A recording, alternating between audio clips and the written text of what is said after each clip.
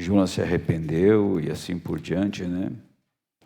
Então, o primeiro capítulo vai falar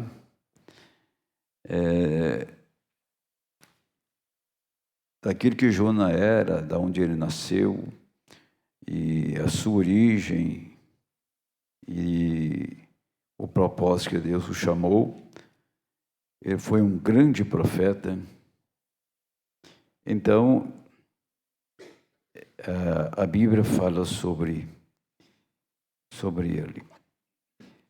No primeiro capítulo, você pode ler assim: Veio a palavra do Senhor a Jonas, filho de Amitai, dizendo: Levanta-te e vai à grande cidade de Nínive e clama contra ela, porque a sua malícia subiu até a mim. Cidade de gente ruim. Levanta-te. Jonas se levantou para fugir diante da face do Senhor para Tarsis. E descendo a Jope, achou um navio que ia para Tarsis. Pagou, pois, sua passagem e desceu para dentro dele para ir com eles para Tarsis, de diante da face do Senhor. Mas o Senhor mandou ao mar um grande vento e fez-se no mar uma grande tempestade, e o navio estava para quebrar-se. Então temeram os marinheiros e clamavam, cada um ao seu Deus. Lançavam no mar as fazendas que estavam no navio, para o aliviarem do seu peso. Jonas, porém, desceu aos lugares do porão e se deitou e dormia um profundo sono. E o mestre do navio chegou-se a ele e disse-lhe: Que tens dormente? Levanta-te e invoca o teu Deus. Talvez assim Deus se lembre de nós para que não pereçamos. E dizia cada um ao seu companheiro: 20, e lancemos sorte para que saibamos por que causa nos sobreveio este mal. E lançaram sorte, e a sorte caiu sobre Jonas. Correu, quem que a sorte caiu?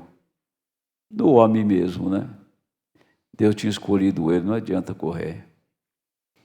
Então lhe disseram: Declara-nos, tu agora por que razão nos sobreveio este mal?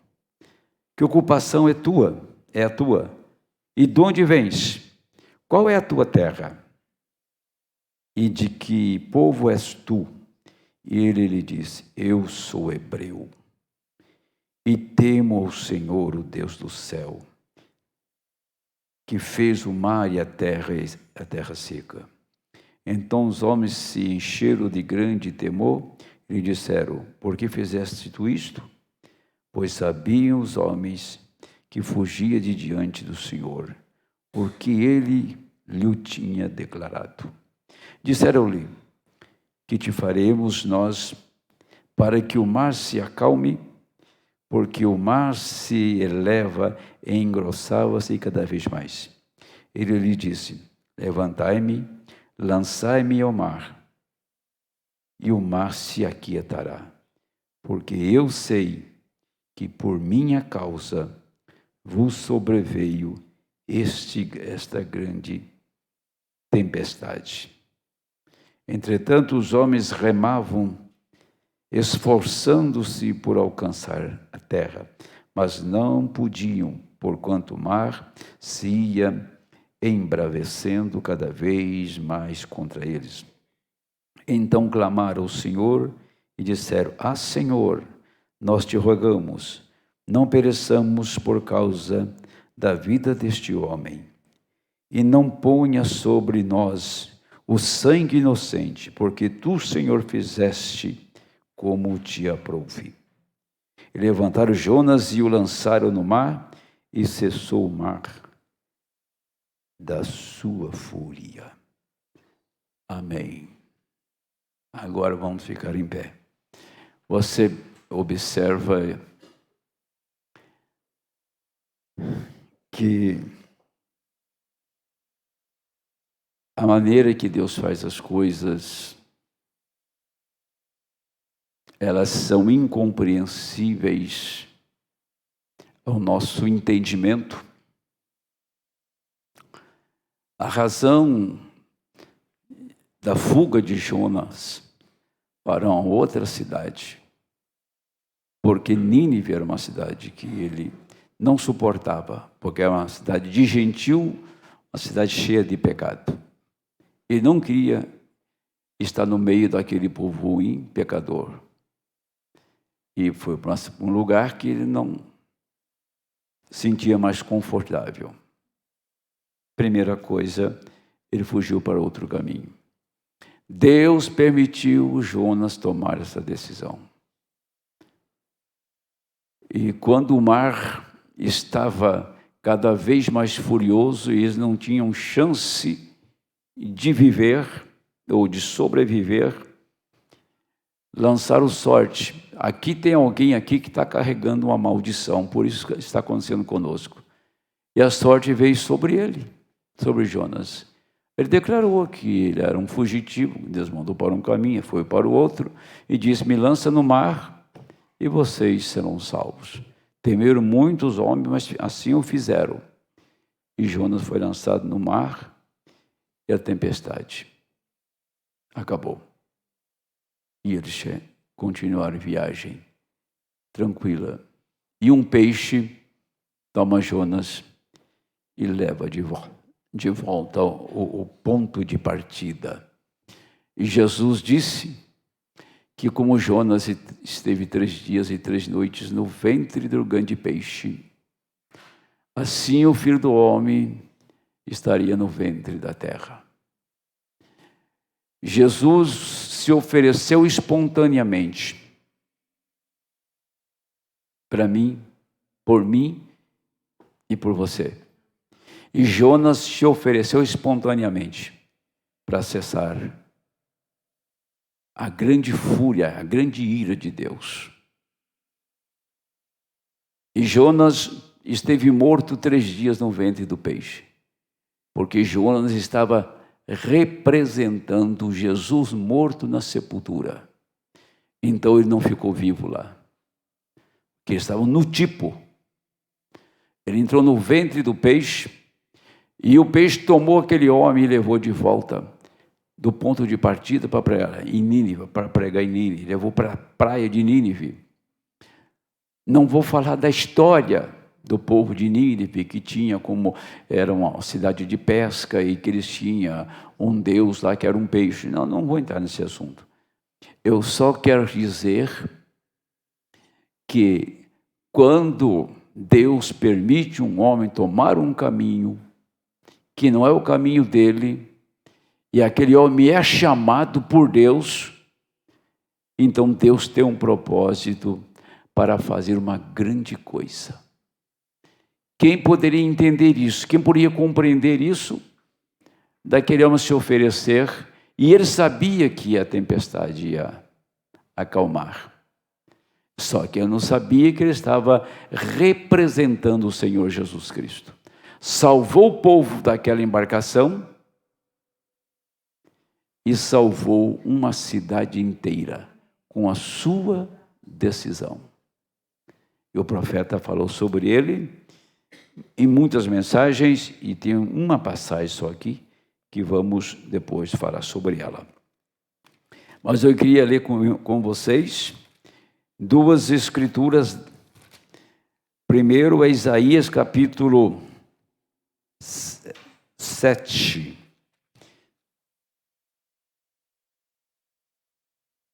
Isaías 7 e 14. Portanto, o mesmo Senhor vos dará um sinal. Eis que uma virgem conceberá e dará à luz um filho, e será o seu nome Emanuel.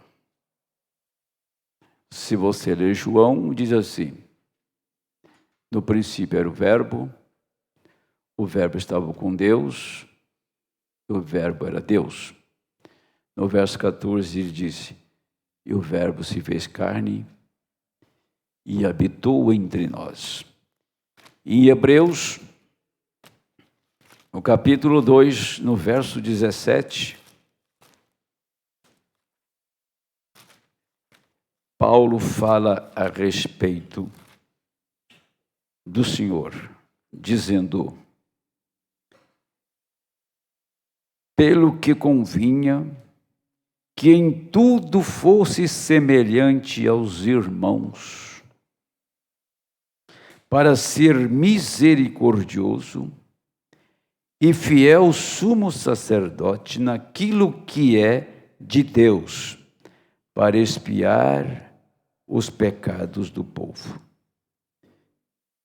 Paulo está dizendo que convinha que em tudo fosse semelhante ao homem, semelhante aos irmãos. E em Romanos 1 diz: nenhuma condenação há para aqueles que estão em Cristo. Senhor Deus, enquanto nós meditamos nessa noite na sua palavra, pedimos que o Senhor traga a sua doce e preciosa unção para este momento que nós estamos aqui reunidos, Senhor, para meditar em sua palavra. Sim, Senhor.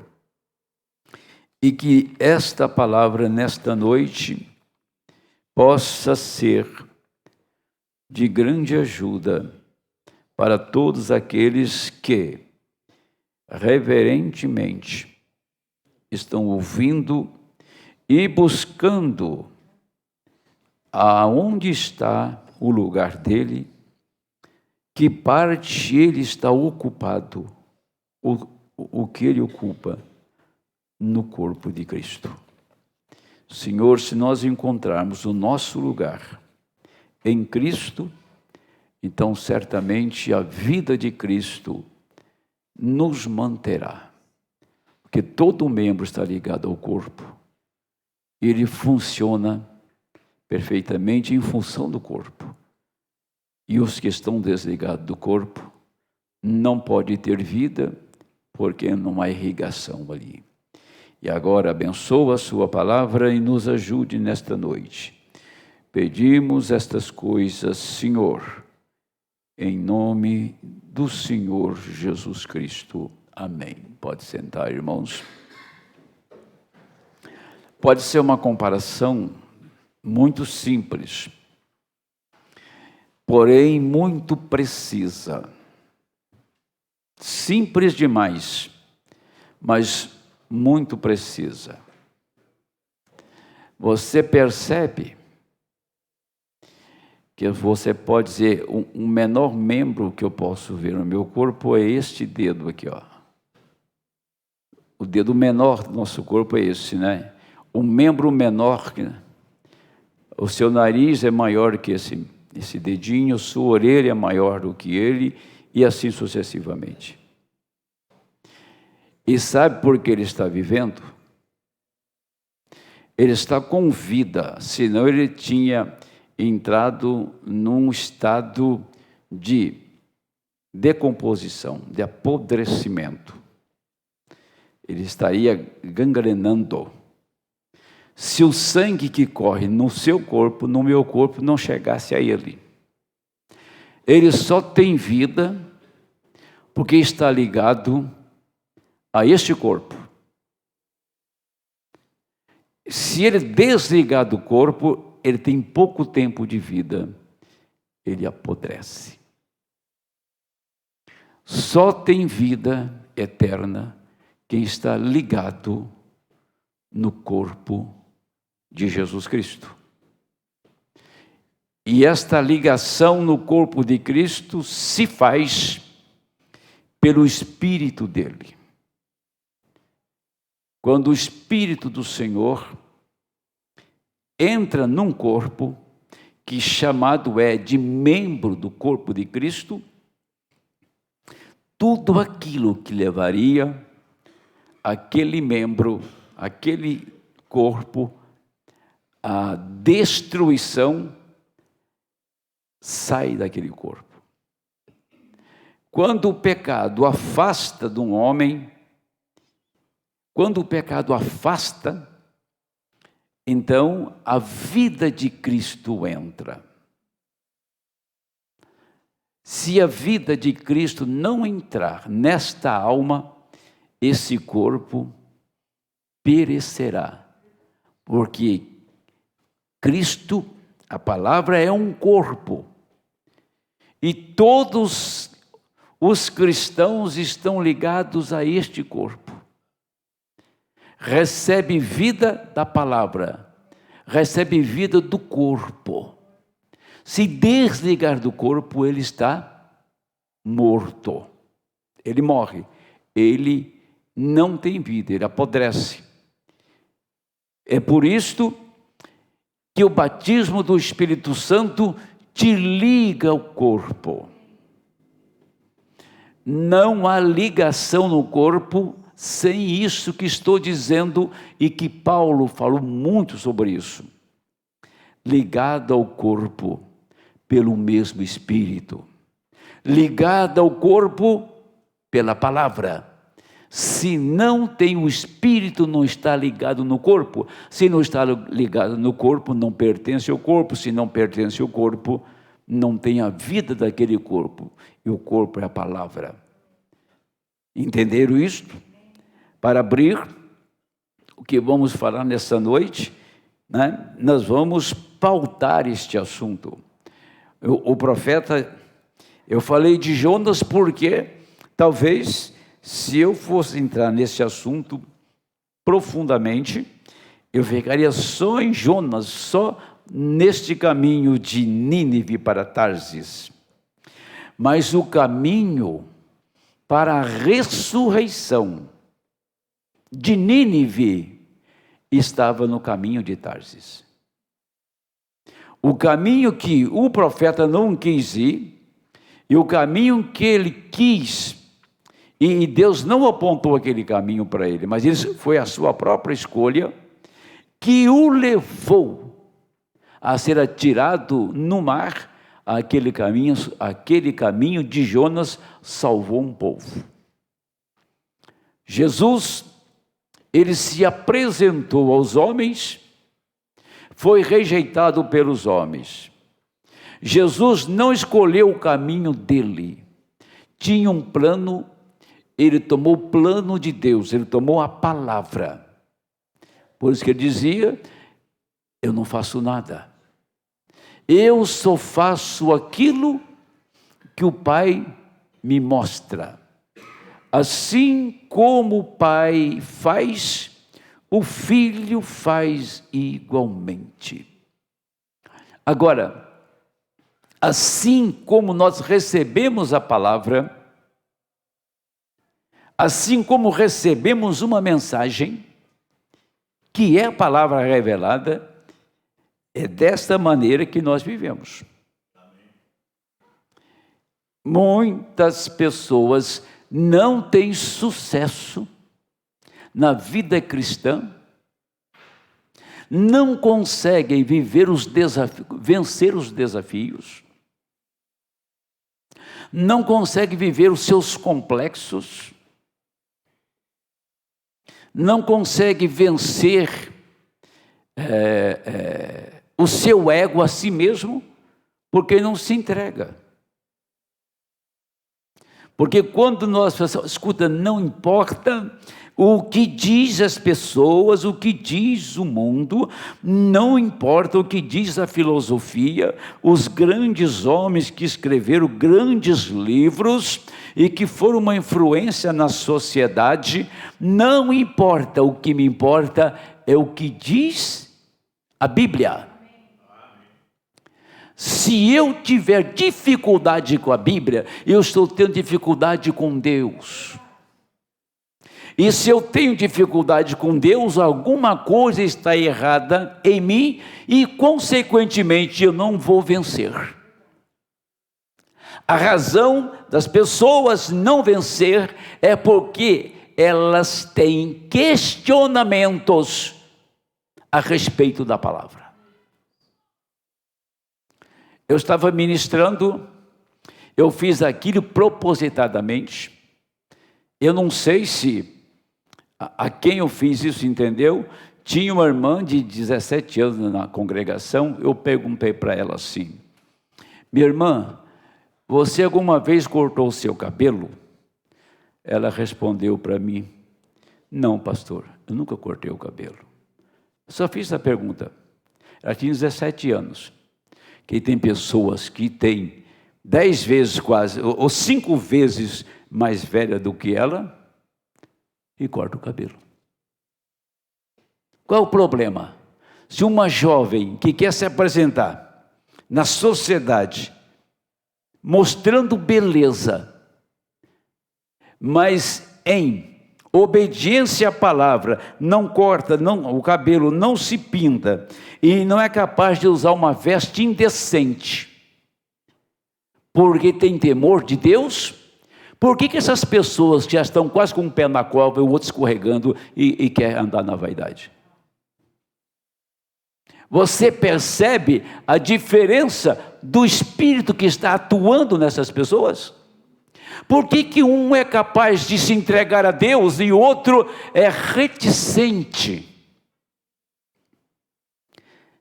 Tem algumas reservas. E essas reservas que ele tem, que ele não fala para ninguém, mas ele sabe que ele tem, é isso que te põe em derrota constante. É isso que te traz a um grande fracasso de não vencer. Não se questiona a palavra. Não se questiona o que diz o profeta do Senhor. Todos os profetas que Deus enviou, que nós lemos aqui no Antigo Testamento, profetas verdadeiros como Isaías, Jeremias, Ezequiel, Daniel, Jonas e Joel, e todos esses profetas, ai de quem não cresce no assim, diz o Senhor deles, ia se dar muito mal. Deus levantou o profeta para aquele dia, para aquela hora, para corrigir o povo. Deus levantou o último profeta para nos corrigir. O que o irmão Brana falou, o que o irmão Brana pregou, você pode dizer, mas o irmão Brana viveu na década de, digamos assim, de 50, de 60, né? O final do seu ministério. Tá bem. O que o irmão Brana pregou no seu ministério, nenhum homem do passado pregou o que ele pregou. Os grandes sábios, Martim Lutero, um doutor em teologia, doutor em música, John Wesley, que era formado na Universidade de Oxford, e tantos outros grandes gigantes intelectuais que foram reformadores, não pregaram 1/10 do que o profeta pregou.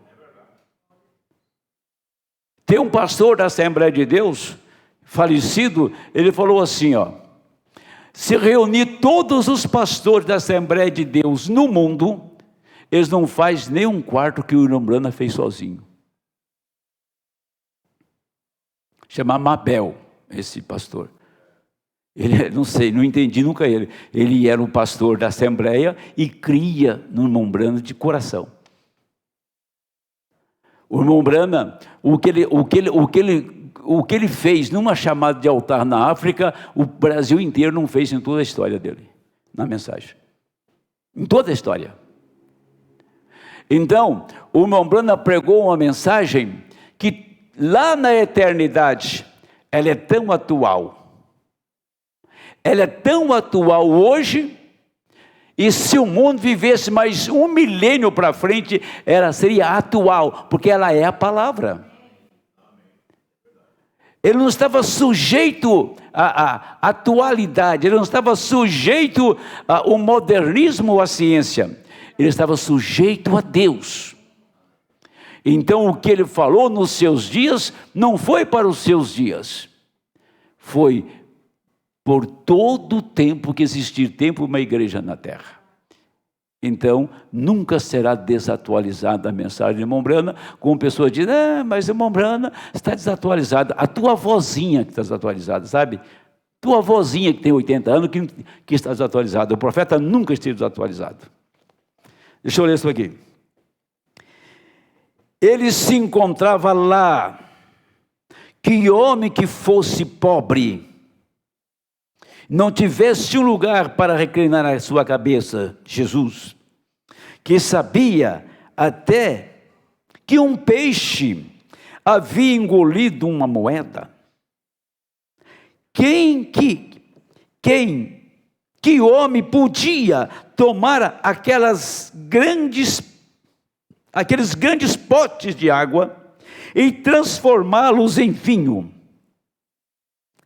e não ter um lugar para reclinar sua cabeça? Ele teve que encarar as responsabilidades que lhe foram dadas em mãos. Que homem poderia ressuscitar um homem do sepulcro, depois de 4 dias estar morto e se decompondo? Não poderia ele ter salvado a si mesmo? Claro, ele poderia, mas se ele tivesse, ele não teria nos salvado. Ele teve que encarar as responsabilidades, e por causa da sua obediência à palavra, em que a desobediência de Adão, ele tomou o atalho. A desobediência de Adão, ele tomou o atalho, o caminho a Tarsis. Mas Jesus tomou o caminho para Nínive. Os gentios, para tomar para si uma noiva. Estou contente hoje à noite por ele ter feito isso. E nós devemos encarar os fatos que pertencemos a ele e tirar o mundo. Todo homem teve que encarar isso, que teve uma responsabilidade ante Deus. Tomamos, por exemplo, Noé. Ele teve, Noé, Moisés, Elias e o resto, toda a era tiveram que encarar a responsabilidade e tiveram que fazê-lo, mas foi por essa razão que foram enviados na época. Noé, em sua era científica, como ele teve de encarar uma coisa que sobremaneira não teria ciência, ou não teria de sobremaneira, não numa era científica. Ora, não havia uma razão, porque não podia ser, era uma era científica. Foi, melhor dizendo, e disseram que ia chover, e nunca tinha tido chuva, que caísse do céu. Ele teve que encarar isso. Deus disse que ia chover, então isto aconteceu. Então a fé sem obras é morta. Se você diz creio e não pratica a ação, justamente como a mensagem, se você diz creio nela, não pratica a ação, de que serve isto? Está vendo? Noé foi trabalhar com seu martelo e construiu uma arca para confirmar aquilo de que estava falando.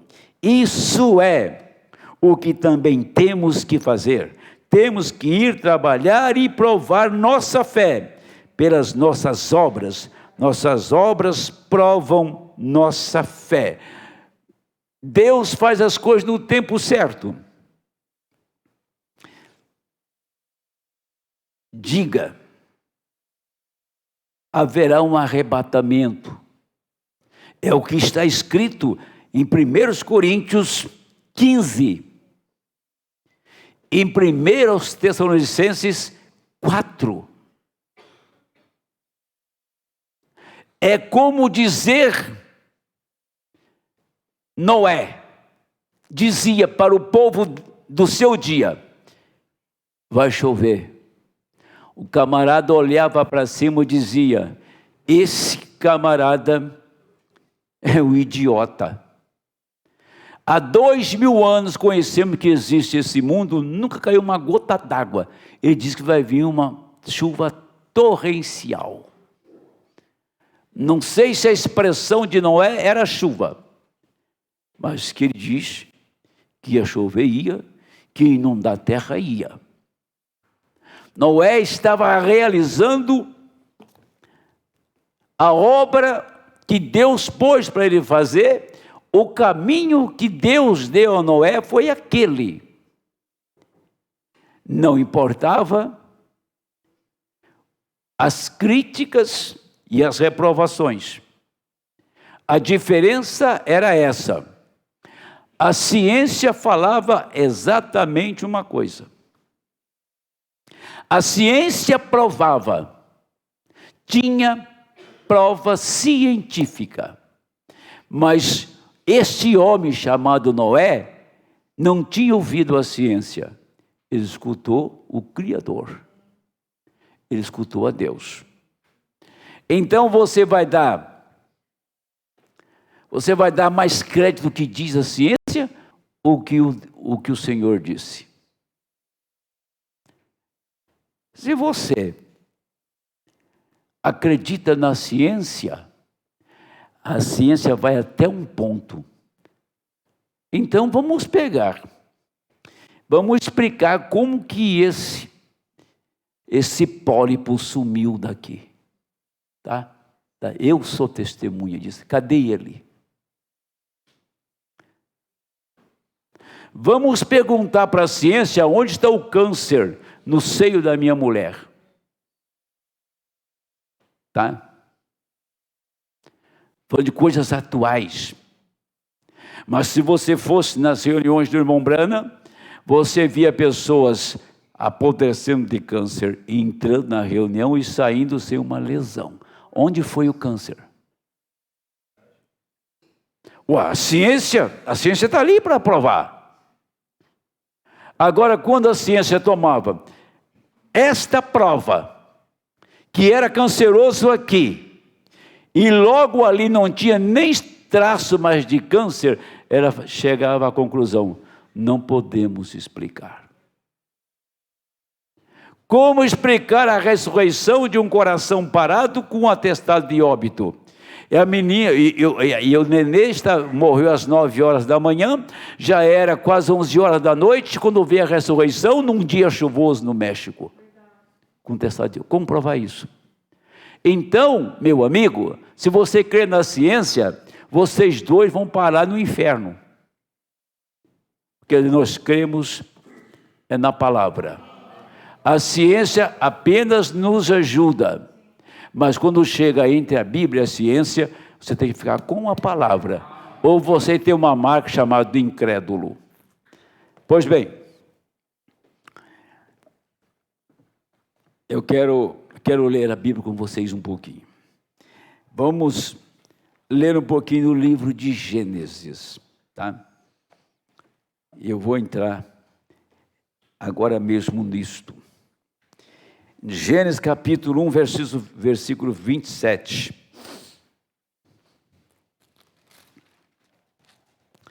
Diz assim: e criou Deus o homem, a sua imagem, a imagem de Deus o criou, macho e fêmea os criou. Aí você vai ler Gênesis 2 e 5.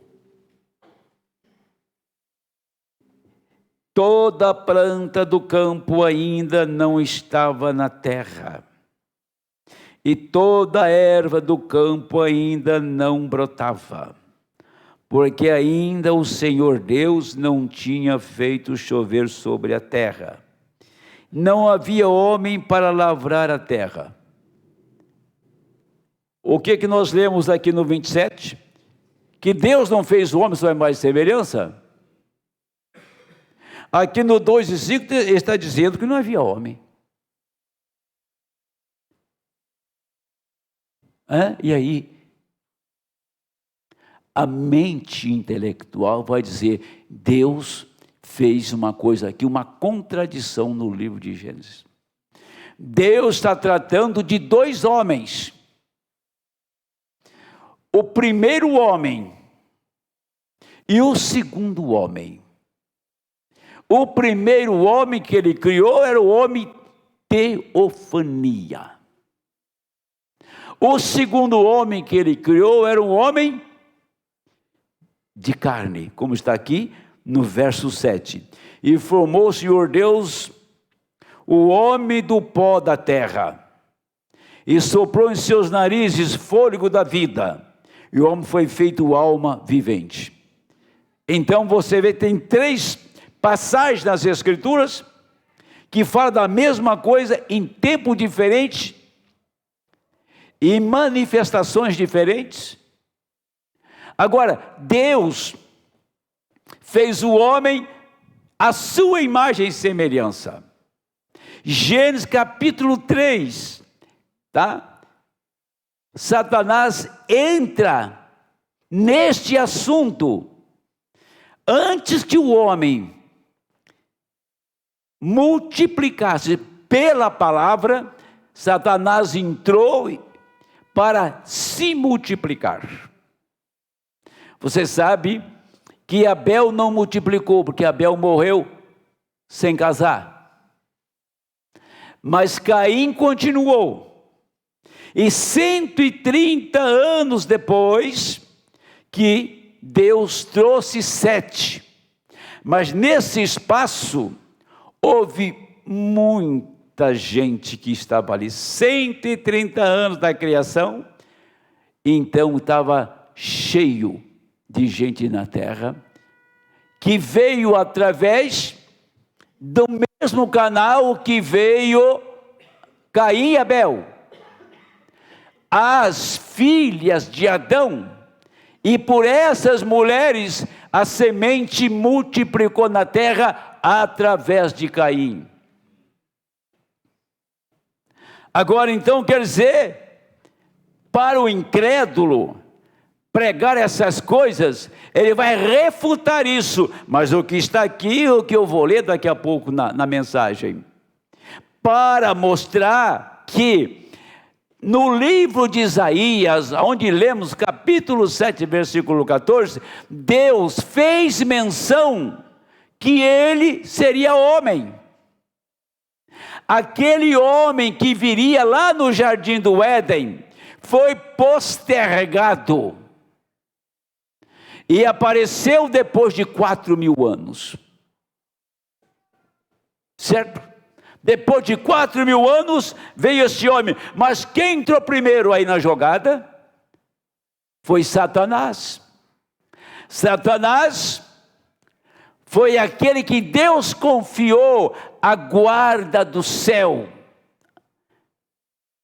Foi aquele a quem Deus confiou os anjos. Mas a Bíblia diz que os anjos eleitos não cederam, não caíram na tentação. Por isso que a Bíblia diz, lá em Apocalipse 12, a sua cauda arrastou a terça parte dos anjos. A sua cauda foi a sua mentira. Ele pregou uma mentira tão bem estabelecida que os anjos caíram. Os seres celestiais caíram. Ele pregou aqui na terra uma mentira que Eva caiu. Ele vem nesse tempo agora e prega uma mentira e o povo está caindo.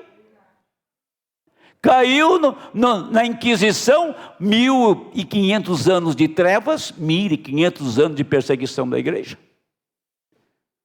milhões e milhões foram mortos. E se Deus não levantasse Malaquias 4, nesta noite, saiba de uma coisa: você estaria perdido para queimar no fogo do inferno. Parou para pensar?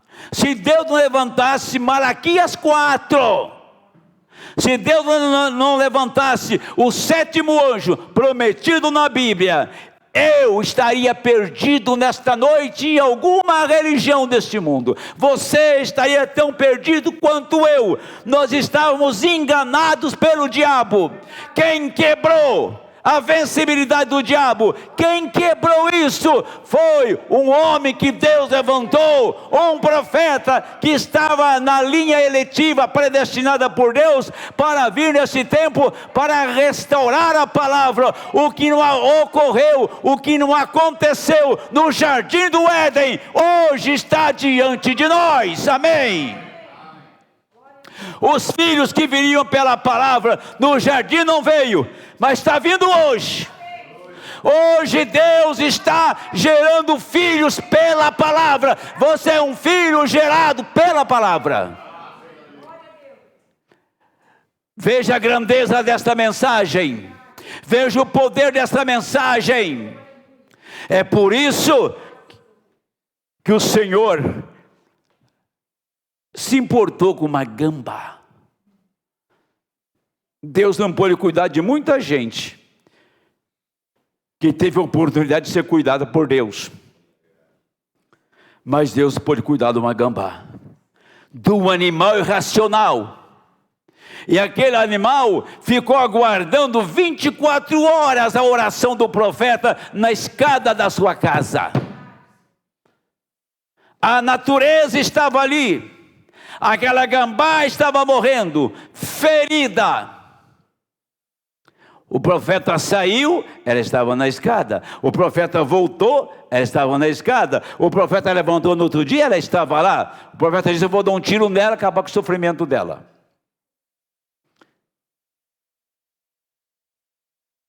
Pensa bem, quantas pessoas foram na reunião do Mombrana só para se perder?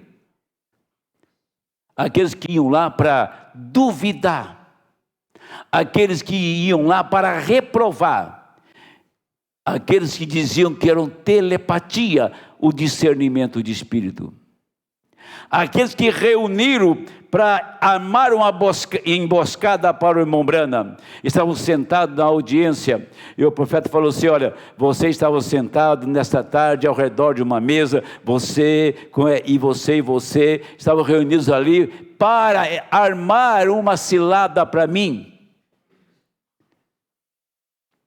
E você que está dizendo que tem tuberculose, que escreveu aqui, você não tem tuberculose? Você que diz que tem câncer, está escrito aqui no seu cartão, você não tem? Até agora, mas a partir de então vocês têm. Entraram sadios e saíram cancerosos e com tuberculose. Desafiando a divindade, desafiando a Deus. Agora, quando a palavra se manifesta, os demônios se manifestam. Quando Deus levanta um profeta, os demônios vêm atrás para deturpar o que ele está pregando, o que ele está ensinando. Quando Deus levanta um povo, Satanás veio no meio do povo.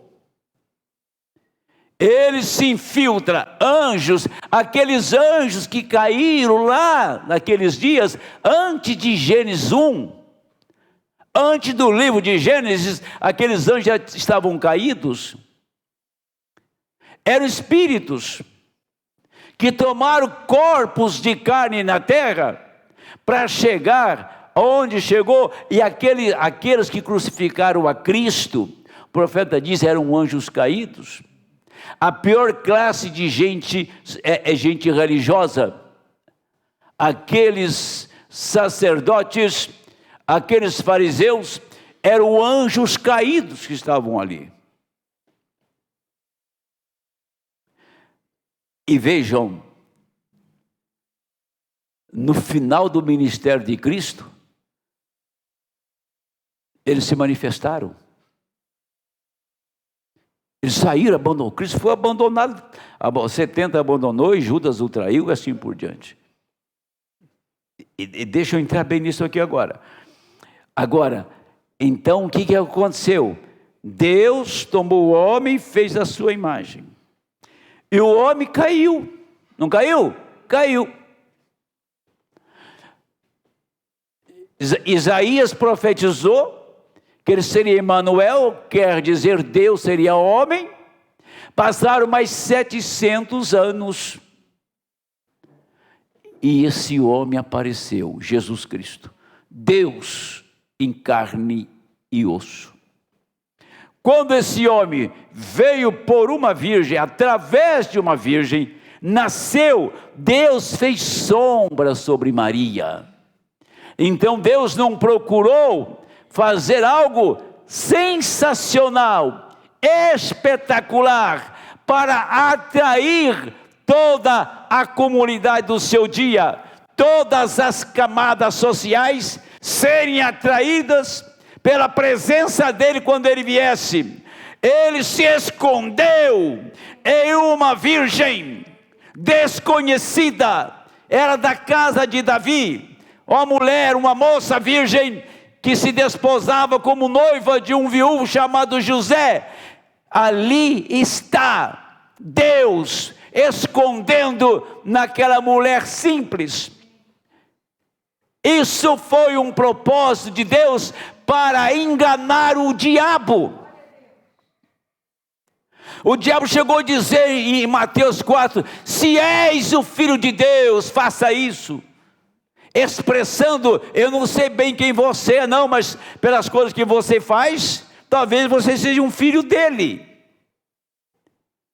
Lá em Mateus 4, seja o Filho de Deus, faça que essas pedras se tornem pães. E quando aquele homem apareceu, ninguém cria que ele era Deus, que ele era o Messias. Mas por que Maria creu antes que ele se encarnasse? Quando veio o anjo trazendo a mensagem para ela, e tu conceberás e darás à luz um filho, o Espírito Santo fará sombra sobre ti. Ela não viu, ela não sentiu o toque, ela creu na mensagem do anjo. Deus sempre tem alguém para crer. Como Deus tinha um Abraão para crer no sobrenatural e chamar as coisas que não eram como se fossem. Como Deus tinha o Noé para crer que ia chover. Como Deus tinha o Moisés para crer que ia libertar os filhos de Israel da escravidão do Egito. Deus sempre teve alguém para receber sua palavra. Quando ele envia a palavra, tem alguém para receber a palavra. Ele enviou a palavra, tinha uma Maria para receber a palavra. Jesus cresceu, tornou-se um homem, tinha um grupo de pessoas que recebeu a palavra e creu que ele era o Messias. Agora, ele estava escondido de todas as religiões, de todos os demônios, mas foi revelado aos filhos daquele tempo, os filhos daquela estação, os filhos daquela era. Como ele veio nesse tempo, num pilar de fogo, como ele aparece numa nuvem, para revelar que ele é o Messias de novo na terra. A mesma voz que falou com o irmão Brana, essa mesma voz está na mensagem e na alma eleita. Aquilo nunca vai cessar, aquela voz vai sempre ecoar no coração, na alma eleita. Deus disse, como João Batista foi precursor da minha primeira vinda, a tua mensagem vai precursar a minha segunda vinda.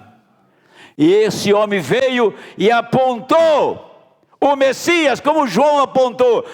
Ele olhou para cima e mostrou lá na nuvem que era ele. João olha para um homem e diz: esse é o Cordeiro de Deus que tira o pecado do mundo. Quando ela aponta, tinha alguém para crer. Quando apontou para a nuvem, tinha alguém para crer. Mas quando aponta para a nuvem e aponta para ele, tinha milhões de pessoas para descrer disto.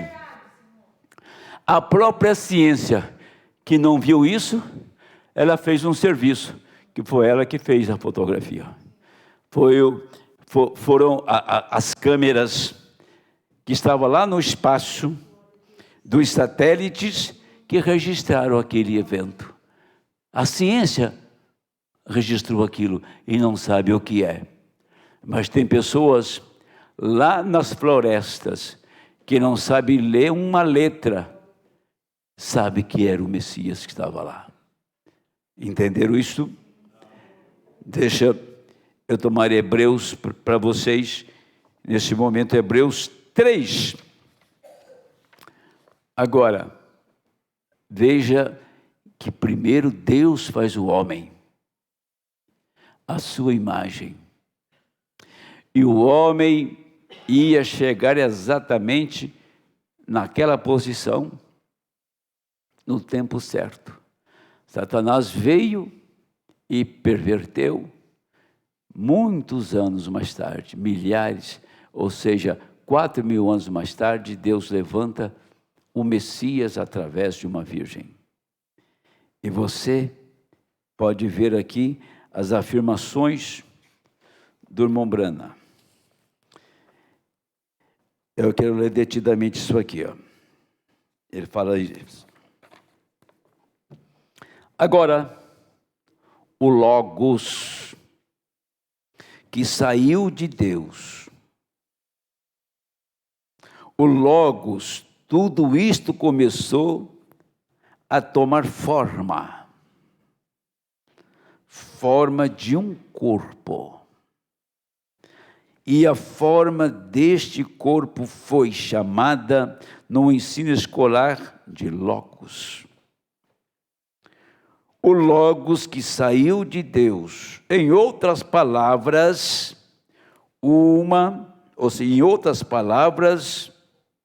uma palavra melhor para isto, chamamos de teofania. Teofania é um corpo humano que é glorificado. Não é exatamente com carne e sangue, como ele será em um estágio glorificado, mas é de uma forma de um corpo humano, que não come nem bebe. É um corpo que está esperando por nós, tão logo que deixarmos este. Agora, ali, nós entramos naquele corpo, e este é o tipo de corpo que Deus tinha, pois ele disse: façamos o homem à nossa imagem, conforme a nossa semelhança. Deus fez o homem igualzinho a ele, ponto. Deus estava só,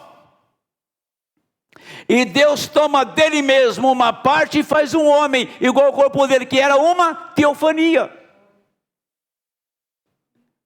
Agora você vê lá na frente que fala: e não tinha homem para lavrar a terra. Não tinha homem em outro estágio. O homem teofânico estava ali, mas o outro estágio do homem era o homem que ia lavrar a terra, o homem que ia ter uma mulher, o homem que ia constituir uma família, não como esta família caída nossa aqui, que um filho está no céu, o outro está no inferno, e é um problema sério aqui a coisa, é uma confusão terrível isso aqui. Estamos falando que Deus tem uma família, que não é carne nem sangue, que não tem laços humanos, sentimentos humanos ou parentesco. Deus tem uma família perfeita, que nasceu dele, que é o genes dele. Esse é o verdadeiro. Você estava lá, você tem o gene de Deus. Se não tem o gene de Deus, você nunca será como Ele. Se eu tenho um filho, foi o meu gene que gerou o meu filho. No estado natural, no outro estado espiritual, você estava lá. Você era um gene dele, ele te gerou. E você não podia vir na teofania, mas tinha que sair do pó, nascer do pó, ser um homem de carne. Mas num determinado tempo, Deus viria até você para dizer: você não é isso, você é só uma sombra. O real te espera lá, o seu corpo verdadeiro te espera lá. Aqui você está para uma causa e para um propósito. Por isso Jesus nasceu de uma virgem e foi um homem. Ele era o mesmo que foi na casa de Abraão. Ele era o pilar de fogo que guiou Israel fora do Egito. Ele era o pilar de fogo que falou com Paulo. Ele era o pilar de fogo que estava lá em Houston, sobre a cabeça do profeta. Ele estava ali naquela nuvem com 7 anjos. Sim, Ele é o mesmo Deus nesta noite. E esse pilar de fogo, esta nuvem, esta teofania, ela se abrigou. Você então é uma parte dele, tem um abrigo para ele. Ele se abrigou em Maria, agora ele se abriga na sua esposa aqui, a noiva. Amém. Ele disse: Deus não podia padecer em espírito. Ele teve que se tornar carne para sentir a dor da enfermidade, para sentir a tentação da luxúria, para sentir a tentação do desejo, para sentir a tentação da fome, para sentir o poder da morte,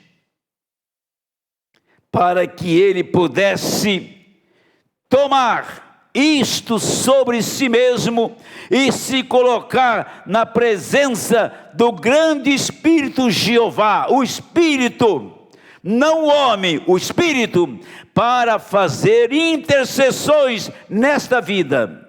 E Jesus tomou isto para que pudesse fazer intercessões por nós, para ele saber como é.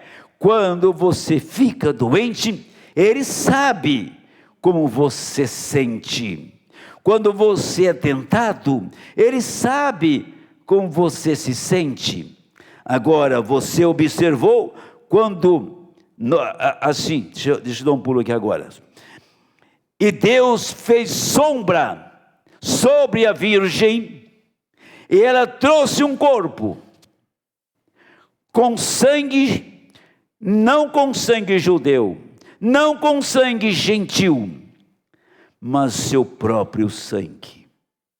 O sangue criado por Deus, sem nenhum sexo, nada disto, nenhum desejo sexual. Esta célula sanguínea, criada no ventre desta mulher, trouxe o filho.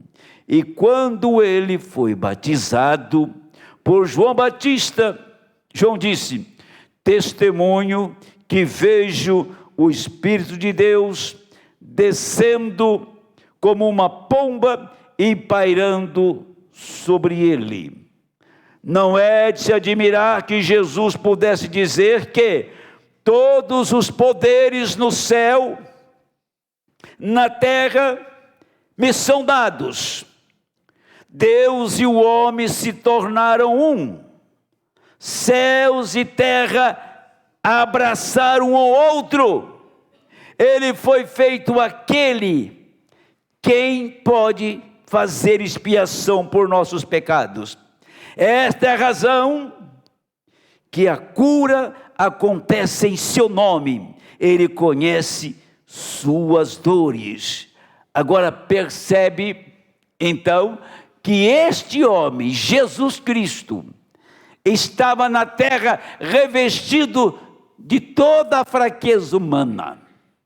Com 30 anos de idade, chega um homem como ele, igualzinho a ele, 6 meses mais velho do que ele, e olha para ele, olha para a multidão e diz: está vendo esse aí? Esse é o Cordeiro de Deus que tira o pecado do mundo. Esse tem o poder de redenção nas suas veias. Esse tem o poder da ressurreição. Esse tem poder da vida eterna. Quando ele apontou, aquele grande Logos desceu, entrou nele, na presença daquele povo. João ouviu o Espírito descer sobre ele em forma de uma pomba, e antes que a pomba descesse, João apontou que era o Cordeiro. Quer dizer, qual a ciência que João tinha, qual era a capacidade intelectual, a religião daquele homem para conhecer o Messias? João estava bem na linha daqueles que são chamados para ser profeta, que para entre duas estações, que para entre o pacto e que para entre 2 eras. João não estava apontando uma era como um milênio, ele estava apontando para um Redentor. E quando João aponta, Deus desce e confirma exatamente o que João estava dizendo. Tinha alguém para apontar, não tinha? Pois bem, então agora você pensa, então tinha que ter alguém para fechar o tempo e abrir a eternidade. Nós estamos no tempo final do sistema humano. Nós estamos na hora final de um sistema que Satanás implantou na terra por 6.000 anos. Esta é a hora final. E Deus não terminaria isto se Ele não viesse para apontar que nós estamos saindo do tempo, entrando para a eternidade. Nós estamos retornando para casa, aonde nós fomos tirados um dia, de onde nós saímos um dia. Aquela parábola do filho pródigo, ela é muito esclarecedora, porque sendo uma parábola, você percebe que aquele rapaz saiu de casa, pediu a sua herança adiantada. Ele saiu e teve um tempo que ele gastou tudo o que ele tinha. Ele não tinha mais nada para gastar. Ele estava completamente falido. Ele chegou a comer a comida que era dada aos porcos. E naquela condição tão miserável, ele saiu do homem miserável que ele era. Ele saiu da comida dos porcos e disse: mas por que eu estou comendo isto? Por que eu estou nessa condição? Eu escolhi estar aqui. Quem escolheu estar aqui, porque o profeta, na mensagem Religião Híbrida, ele diz que somos pecadores por representação. E somos também redimidos e salvos por representação. Aí ele puxa a mulher do poço e diz: era uma mulher degradada, perdida.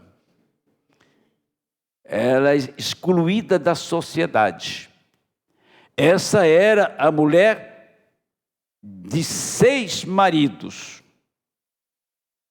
Mas aquela mulher não tinha esta passagem diante de Deus.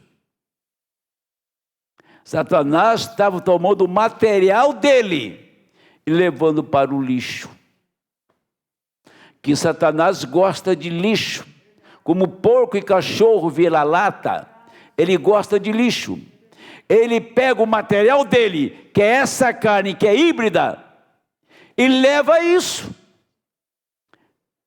Leva a ser um depravado, uma depravada, um miserável, um bêbado, um toxicômano, uma prostituta, um prostituto, um miserável. E eles gostam disso.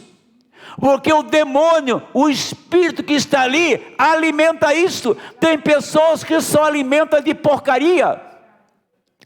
Alimenta de pensamentos errados. Pensamentos eróticos. Alimenta da mentira. Alimenta, aquilo está nele. Ele tem que dar vazão àquilo que está nele. Ele tem que fazer a coisa errada, dar vazão, porque o diabo leva ele a uma situação Satanás, ou seja, os demônios levam aquela pessoa a ter essa fome, tá?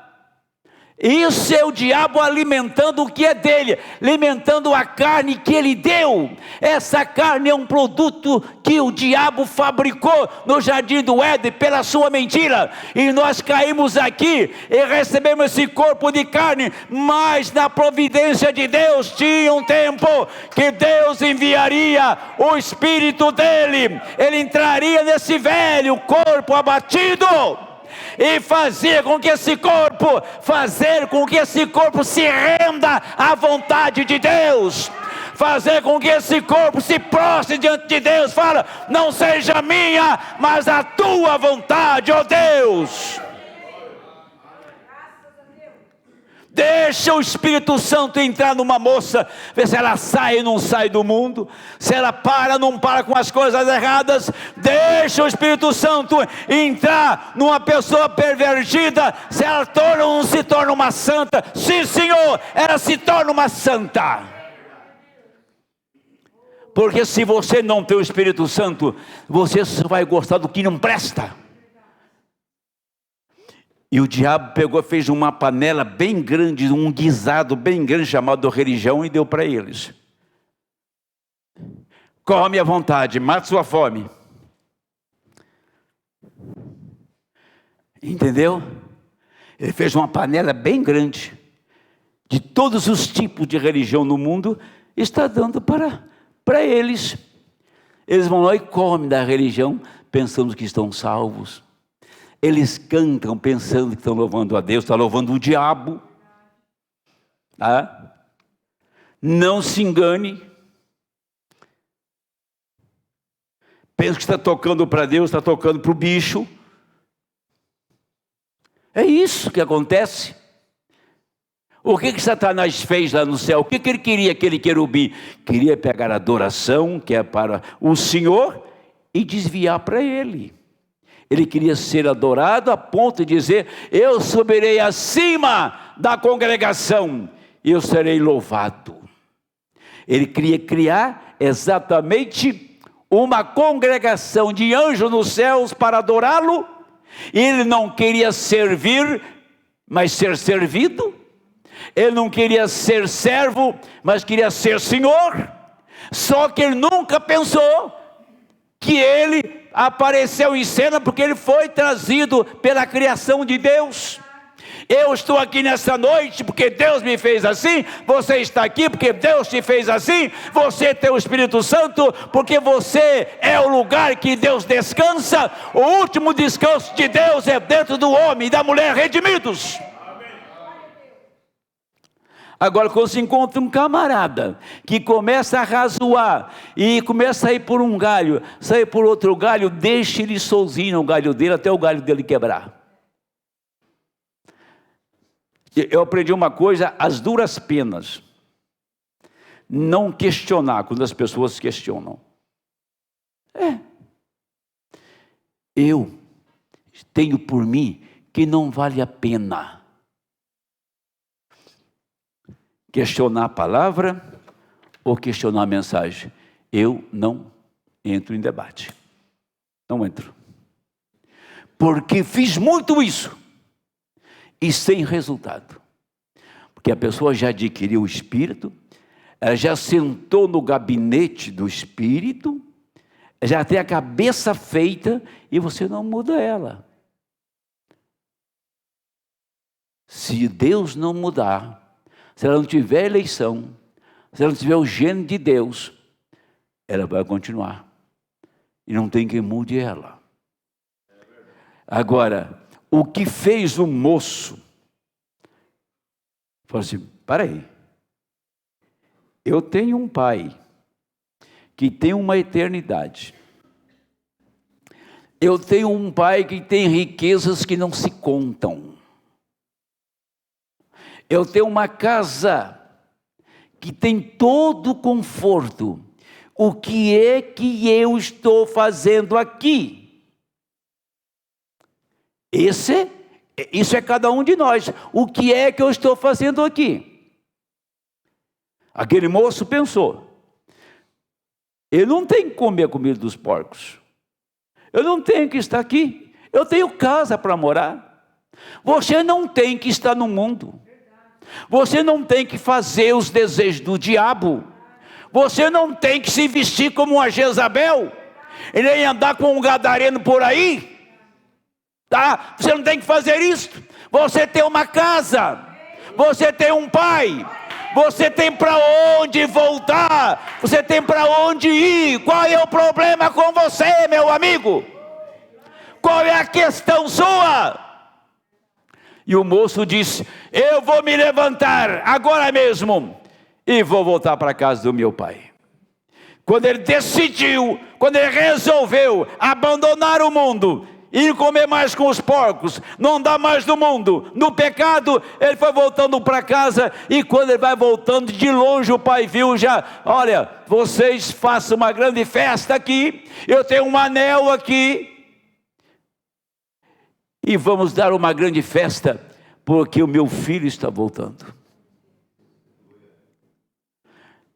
Assim, o Senhor espera esta igreja lá. Os meus filhos estão voltando. Vou promover uma grande festa aqui. Vou falar para os anjos tocar a melhor música que tem.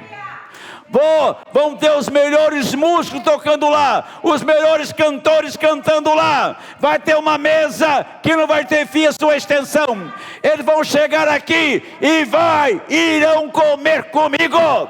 Eles vão desfrutar de tudo que eu tenho. Estamos voltando para casa do Pai, deixando a vida de pródigo e recebendo a herança eterna do Senhor. Aleluia! Agora, vamos voltar aqui. Melquisedeque. Antes da fundação do mundo, seu nome é colocado no livro da vida do Cordeiro. Então, disso ele fez...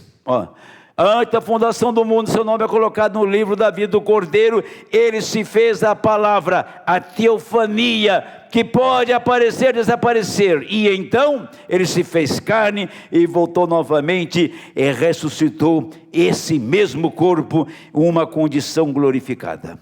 Porém, vocês passaram pela teofania e se fizeram homens de carne para serem tentados pelo pecado. Então, se este tabernáculo terrestre for desfeito, temos uma esperando. Não temos ainda os corpos. Porém, olhem, quando este corpo recebe o Espírito de Deus, a vida imortal dentro de vocês, então lança este corpo à sujeição a Deus. Quando você recebe o Espírito de Deus, lança esse corpo sujeito a Deus, a sujeição de Deus. Agora, o profeta está falando sobre teofania. Deus em sombra, em tipo, lá atrás ele fez isso. Primeiro, a sua semente o viu. Um homem, um corpo teofânico, ouviu, falou, recebeu o pão e vinho dele, a palavra e a revelação. Um dia mais tarde, esse mesmo homem não era mais aquele corpo teofânico, aquela teofania se revestiu de pó, aquela teofania se revestiu de carne e foi na casa do filho, falou com ele. Agora ele podia comer, podia falar, podia esclarecer, podia falar do filho que viria, da transformação do seu corpo. Ele está conversando, ele está comendo uma vitela, comendo bolo, tomando um pouco de leite, na casa de Abraão. Quem que é esse? É aquela teofania que estava lá em Gênesis 14, 18, amém? Agora, o que Deus estava mostrando? Mostrando que aquela teofania espera por um corpo.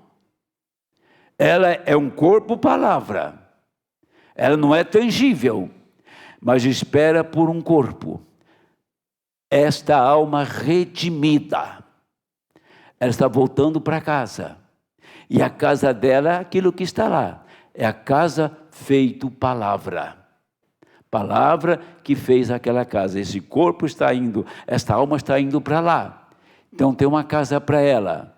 É o filho voltando para casa, a casa que o próprio Deus, ele, antes da fundação do mundo, já tinha naquele lugar. Já tinha um lugar para cada filho.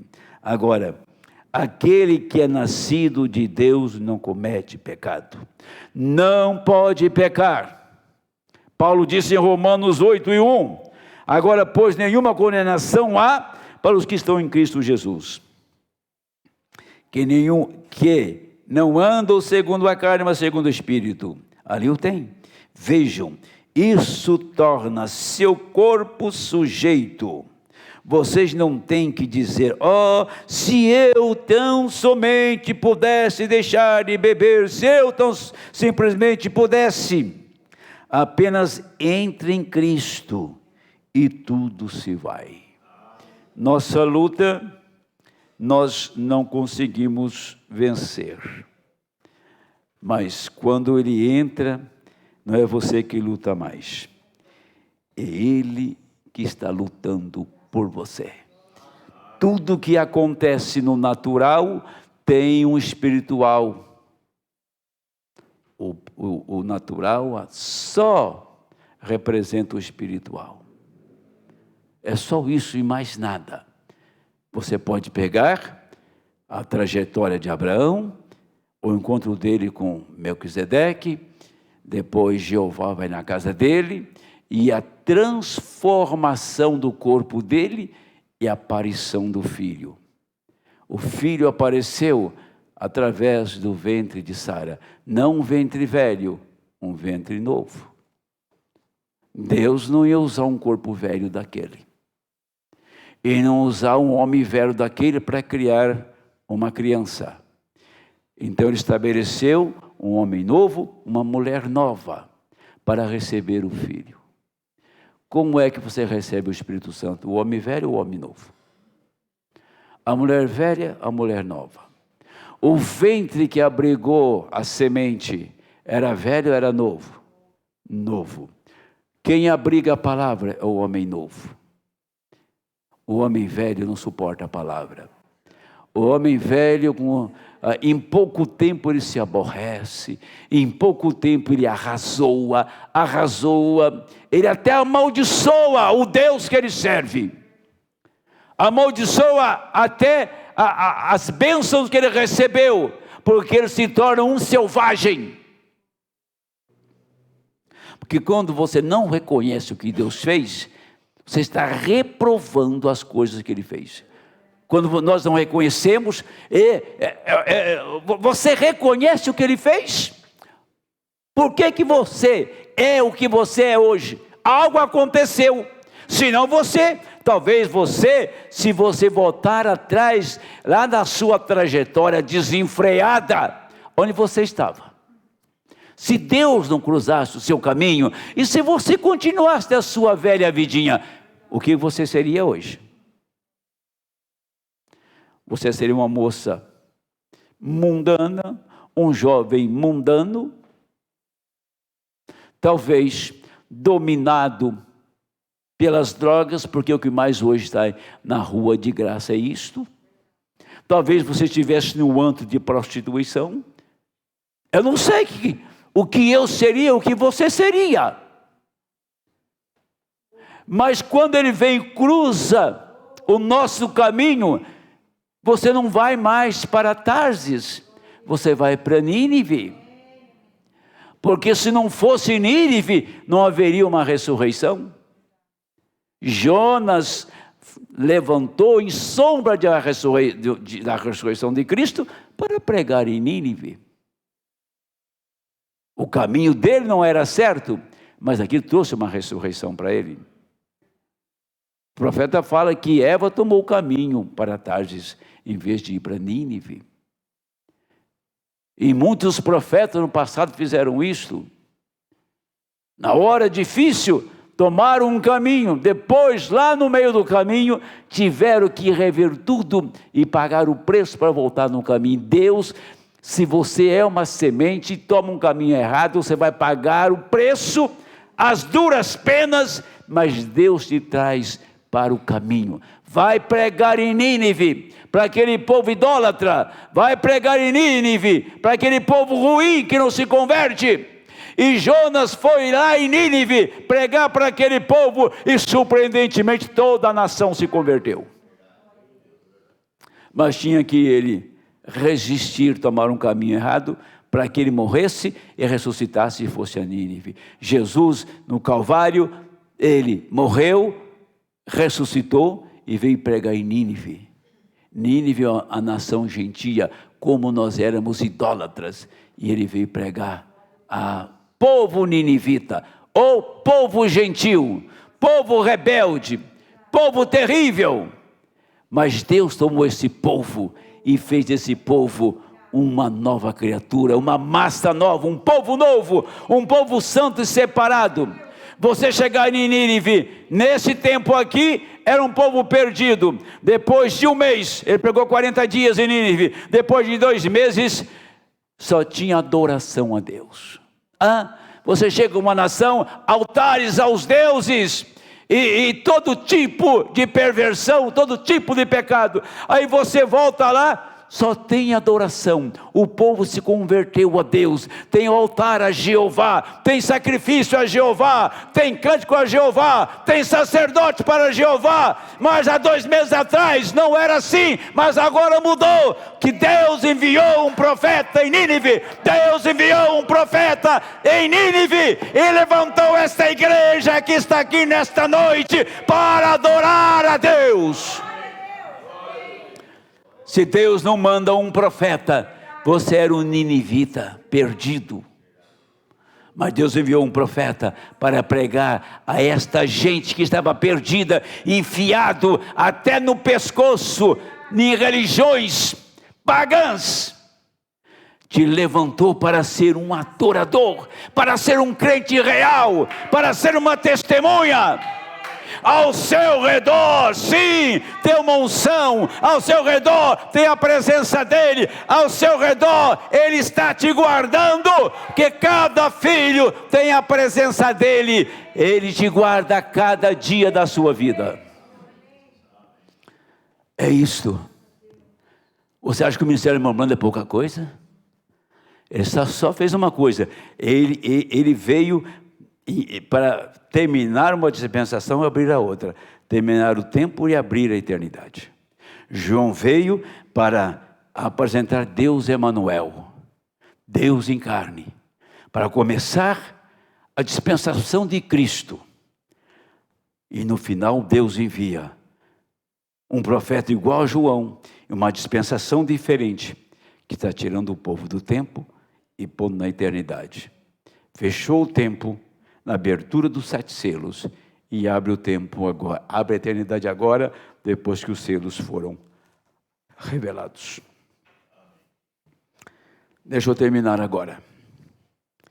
Observe o sinal eterno, um sinal infalível.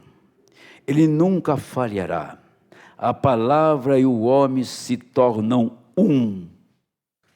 A palavra e o homem se tornam um. A sua palavra é tão boa como é a palavra do Senhor Deus. Você pode analisar esta frase do irmão Brana: a palavra e o homem se tornam um. Ele se torna infalível, porque a palavra está nele. Quando a palavra de Deus e o homem se tornam um, como São João no capítulo 1 diz, no princípio era o verbo estava com Deus, e o verbo era Deus, e o verbo se fez carne e habitou entre nós. Esse é o super sinal. Se esse foi o super sinal daquele dia,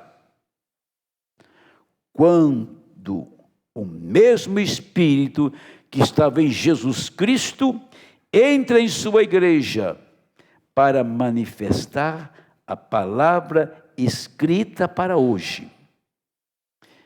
Esse ainda é o super sinal.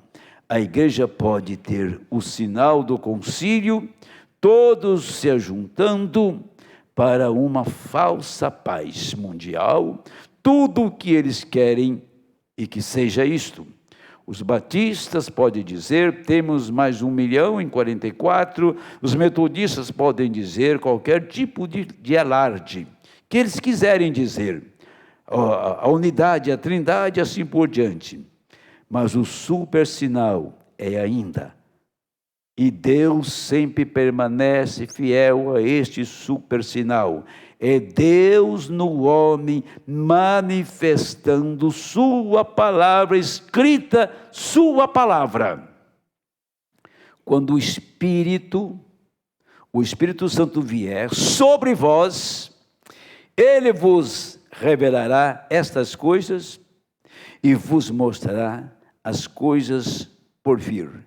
Jesus Cristo mesmo ontem, hoje e eternamente. A grandeza do ministério que Deus te chamou, de Elias, de Malaquias 4, e de o anjo 7 de Apocalipse, e a manifestação do ministério de Cristo no homem, que é Lucas 17. Deus tomou essas 3 escrituras, pôs diante de nós e te chamou. Veja bem, não estou fazendo um paralelo, estou mostrando que nós estávamos tão perdidos como os ninivitas. E não havia recurso nenhum na igreja para salvar esta gente, que estão todos perdidos agora lá. Desde aqueles dias que Deus enviou. Deus enviou a palavra aos pentecostais. Eles rejeitaram. Deus enviou a palavra para o homem e o homem rejeitou. Há uma rejeição. A única maneira de os espíritos se manifestarem é quando Deus envia a palavra. Quando Jesus veio, estava assim de demônio. Por isso o mundo está assim de demônio hoje, porque a palavra se manifestou. Porque quando a palavra chega, os espíritos se manifestam. E todo tipo de espírito tem se manifestado bem em nosso meio. E nós estamos vendo isso todos os dias da nossa vida. Mas quando o profeta diz aqui, que quando você recebe a palavra e você se tornam um, então ele está dizendo, Deus tem um corpo na terra revestido de pele, que fala a mesma palavra que falou lá no princípio, haja luz.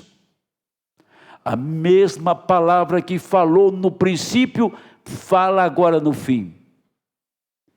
Haja luz. A luz apareceu. Jesus veio e se manifestou em um homem, Deus em um homem Cristo. Agora Cristo vem e se manifesta em seu corpo, a noiva, para ela ser a palavra como Ele é a palavra. Então você e Cristo se tornam um. Porque eu fiz uma analogia pensando exatamente nisto. Se eu vivesse nos dias de Jonas e eu fosse um turista que gostava de prostituir em Nínive, alguns cassinos, algumas mulheres bonitas que eu tinha lá como amante, de vez em quando eu ia visitar Nínive para passar uma semana lá na boemia. Depois de uns 2 meses ou 3 eu voltava em Nínive para encontrar as mesmas. Não tinha uma. Porque todos se converteram. Até os animais jejuaram naqueles dias. Não tinha um incrédulo a mais. Acabou qualquer caminho que o diabo pudesse entrar lá e formar um covil de prostituta ou de incrédulo. Porque a palavra chegou em Nínive através de um homem que ressuscitou. A palavra chegou a nós através de um homem que ressuscitou, o Senhor Jesus Cristo. E Deus enviou sua palavra nesse tempo. E nós olhamos para Nínive e olhamos para nós hoje. Deus nos visitou e fez o que nós somos. Do contrário, nós não teríamos nenhuma oportunidade. Mas como o gene dele estava em você, ele veio exatamente aonde você estava, porque jamais um filho dele se perde. Deus abençoe em nome do Senhor. Amém.